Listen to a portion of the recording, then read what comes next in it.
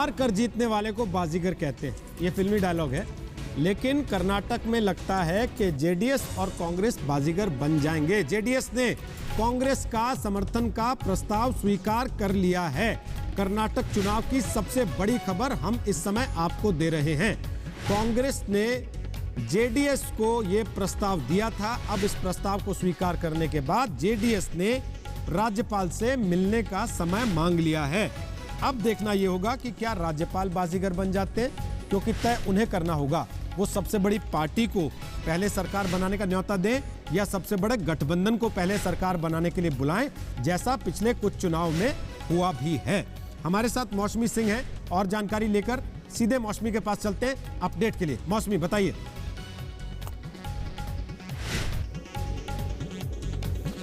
मौसमी से लगता है हमारा संपर्क कट गया है। इस बीच आपको बता दें कि गुलाम नबी आजाद को जिम्मेदारी दी गई थी कर्नाटक में ये पूरा काम करने की। हालांकि ये भी लगता है कि कहीं ना कहीं कांग्रेस और जेडीएस के बीच अंदर खाने पहले से बातचीत चल रही थी। भले ही पूरे चुनाव प्रचार कैंपेन के दौरान कांग्रेस जेडीएस पर यह आरोप लगाती रही कि वो बीजेपी की बी टीम है, लेकिन सबसे बड़ा सवाल तब खड़ा हो गया था जब जेडीएस और मायावती दोनों साथ में थे। मौसमी सिंह हमारे साथ आ गई हैं, एक बार फिर से वापस उनसे हम बात कर सकते हैं। मौसमी, बताइए क्या अपडेट आपके पास आ रहा है?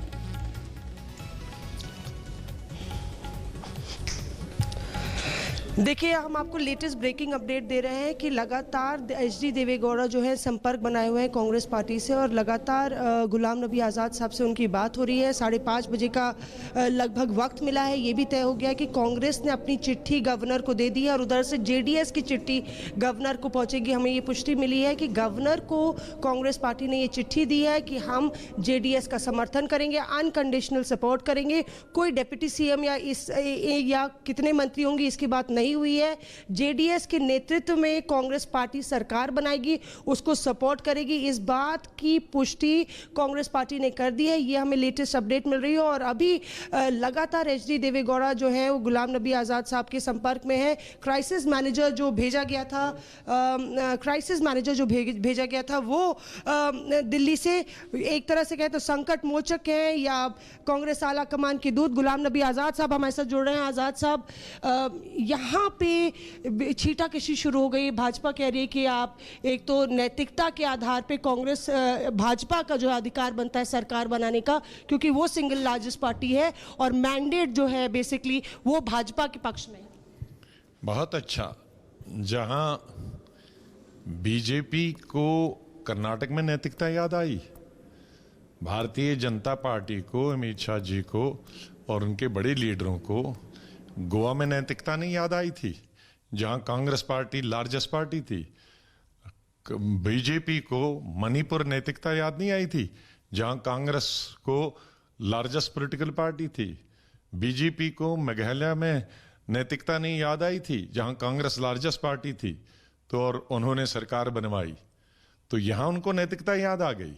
उन तीनों स्टेटों में, गोवा, मणिपुर और मेघालय में, Congress emerged as the single largest party।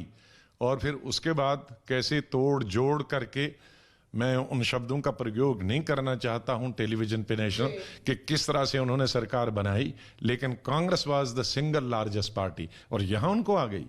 और let me tell you very clearly, यहां जब मैं खुद चीफ मिनिस्टर था, 2002 की बात करने वाला हूं मैं, तो single largest party was national conference. और जब गवर्नर के पास मैं गया, मेरी पार्टी दूसरी नंबर पे थी और पीडीपी तीसरे नंबर पे थी, तो गवर्नर ने कहा कि देखो मैं आपको ओथ नहीं दिला सकता हूं क्योंकि आप नंबर 2 हैं। हाँ, अगर नंबर 3 और नंबर 2 आप एक मिल जाते हो और मुझे लिख के देते हो, दोनों के ज्वाइंट स्टेटमेंट में आपको ओथ दिलाऊंगा। तो मैंने मुफ्ती साहब और अपने स्टेटमेंट दोनों मिलके गवर्नर को दे दिए, तो गवर्नर ने नेशनल कॉन्फ्रेंस को नहीं बुलाया। तो जी आजाद साहब, यहाँ पे बात इंपॉर्टेंट होती है, क्या आपकी तरफ से तो गया है लेटर, आप लोग ने चिट्ठी भेज दी और क्या जेडीएस ने चिट्ठी भेज दी? जेडीएस ने भी चिट्ठी भेजी और हम दोनों मिलकर गवर्नर को बता रहे हैं कि देखो हमारी मेजॉरिटी है, हमारी 10-12 सीटें दोनों मिलकर बीजेपी से ज्यादा हैं। बीजेपी 11 चाहिए इस वक्त, क्योंकि 3 जगहें खाली हैं, उनके पास 104 ही हैं और हमारे पास 117 हैं। जेडीएस कांग्रेस मिलाकर और 2 इंडिपेंडेंट मायावती जी के मिलाकर भी, जो प्री पोल अलायंस से मिलाकर हम 117 हैं और वो 104 हैं। तो 104 बड़ी होती है पार्टी की, 117 के नंबर बड़ा होता। तो हमारे पास मेजॉरिटी है और भारतीय जनता पार्टी के पास मेजॉरिटी नहीं है। और जहां तक सिंगल लार्जेस्ट पार्टी की बात है, सिंगल लार्जेस्ट पार्टी को गोवा के और गवर्नर ने ओथ नहीं दिलाई, मणिपुर के गवर्नर ने ओथ नहीं दिलाई, मेघालय के गवर्नर ने हमारी तीनों जगह कांग्रेस को नंबर 1 आया था, उनको ओथ नहीं दिलाई। तो वहां बीजेपी को नैतिकता याद नहीं आई, कर्नाटक में नैतिकता नहीं आई। आजाद साहब रिटरेट कर रहे हैं। शशि जी हमारे साथ हैं यहाँ पर। शशि जी एक सवाल पूछना चाहते हैं, क्या टर्म्स ऑफ एग्रीमेंट हुए हैं जेडीएस के साथ, क्या एग्रीमेंट हुई? सुन पा रही हैं अगर आप मुझे? एग्रीमेंट की बात नहीं, हमने कहा है कि ये जो हम समर्थन देते हैं जेडीएस को, कि जो सरकार बनेगी मुख्यमंत्री जेडीएस का होगा और बाकी डिटेल्स हम आपस में करें। It will be A JDS headed government, तो हम समर्थन देंगे। कांग्रेस पार्टी ने डिसाइड किया कोई डेप्यूटी चीफ मिनिस्टर या कि इस तरह से कोई चर्चा नहीं। 14 मंत्री कांग्रेस के होंगे, 22 मंत्री, ये सब काइट फ्लाइंग है। हमने कोई डिटेल वर्कआउट नहीं किया अभी तक।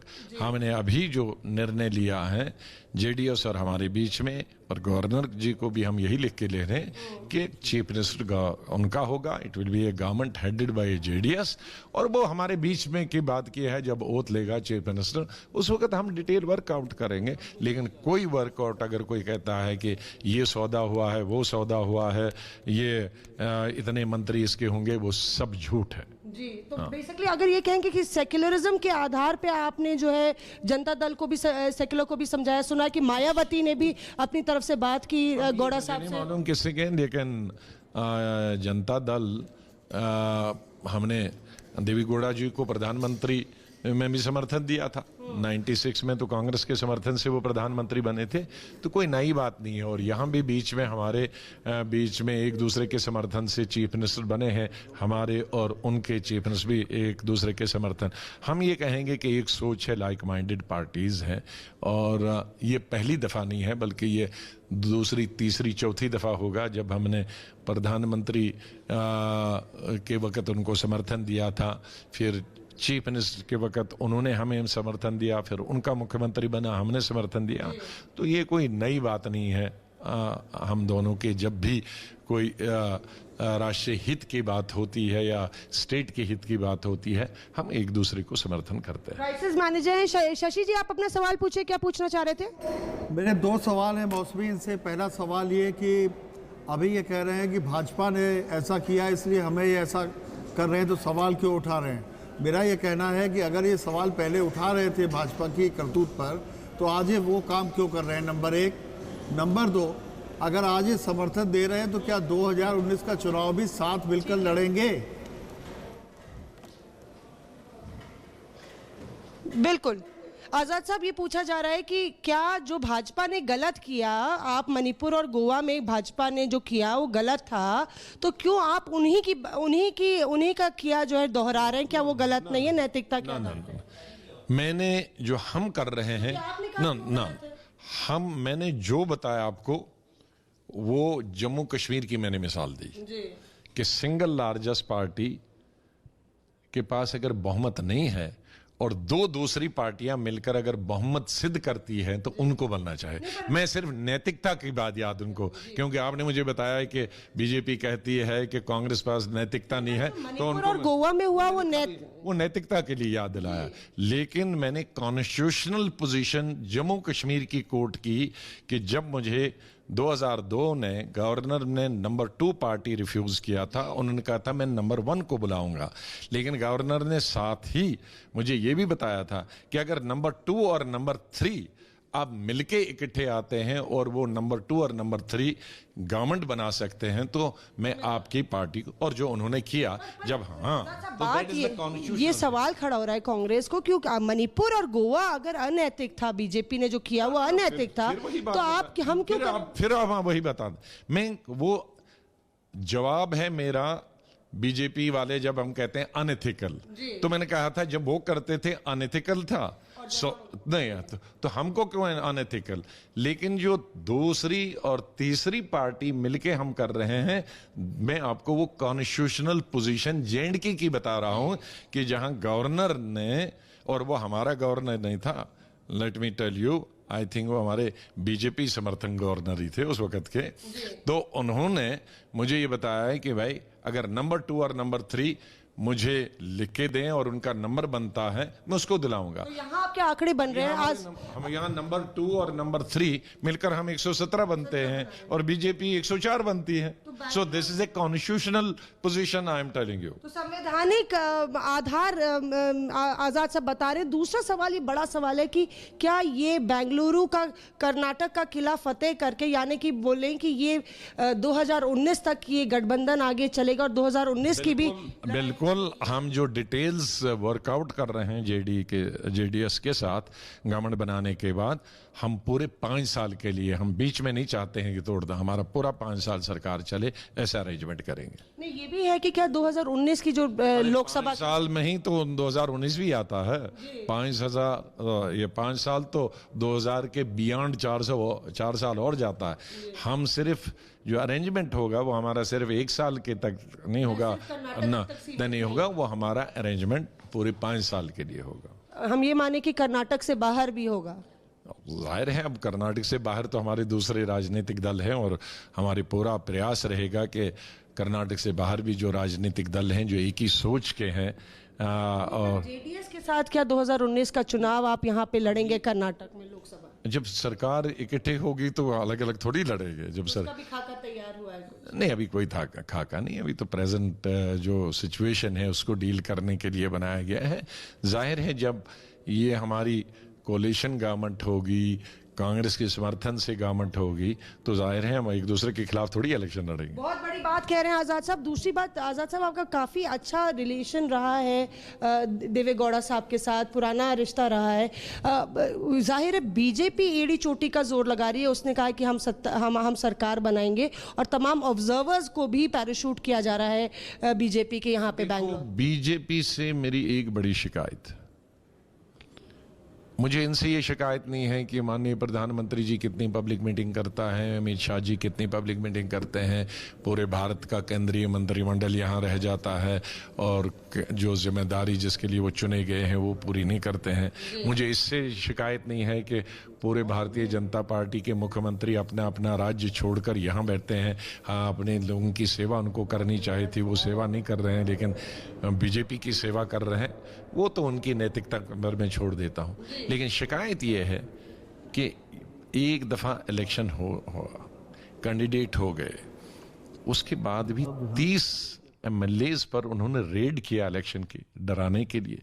ये आज तक भारत के इतिहास में कुछ नहीं होता कि इलेक्शन के दौरान, कैंपेन के दौरान और पोलिंग के एक दिन पहले भी सिटिंग मिनिस्टर्स की वो रेड करते हैं। काफी सिटिंग मिनिस्टर्स हारे भी हैं आजाद साहब। क्या आप कह रहे हैं कि इंटिमिडेशन टैक्टिक्स थी? हारने की बात नहीं है, ये इलेक्शन में इस तरह से रूलिंग पार्टी कभी सेंट्रल एक सवाल और है शशि जी का, अपने अपोनेंट्स को मिलिया में डिसमिनेट करने की कोशिश करते हैं। आप उनको रात को इनकम टैक्स करते हैं और को दूसरे दिन वोट होता है। आप 3 दिन पहले उनको इनकम टैक्स से रेड करते हैं। आपने 5 साल इनकम टैक्स का रेड क्यों नहीं किया था?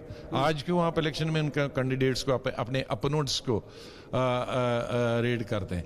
और अभी भी इसके बाद भी हमारे अनाउंसमेंट के बाद जो आर्म ट्विस्टिंग शुरू की है, सवाल रह गया है, जरूर सवाल बनेगा और हो सकता है वो अपने आप सीन में आ जाए अगर वाकई राज्यपाल उनको न्योता ना दे करके ये कहें कि हम सबसे बड़ी पार्टी को बुलाना चाहते हैं न्योता देने के लिए, जो कि संवैधानिक प्रक्रिया है। हम एक बहुत छोटा सा ब्रेक लेके वापस आ रहे हैं। गुलाम नबी आज़ाद ने बड़ी बातें कही हैं। उन्होंने कहा कि कोई शर्तें नहीं रखी गई, बिना शर्त के हमने समर्थन दिया है। जेडीएस की सरकार बन रही है, हम उसको समर्थन दे रहे हैं। जेडीएस का मुख्यमंत्री होगा, इसके अलावा हमने किसी बात पर कोई सहमति फिलहाल नहीं बनाई है। और दूसरी बड़ी चीज उन्होंने कहा, गठबंधन 5 साल के लिए है, उसमें 2019 भी आता है। लव विदाउट कंडीशन आप कह रहे हैं। ब्रेक के बाद आते हैं। आप रहिए हमारे साथ, देखते रहिए आज तक।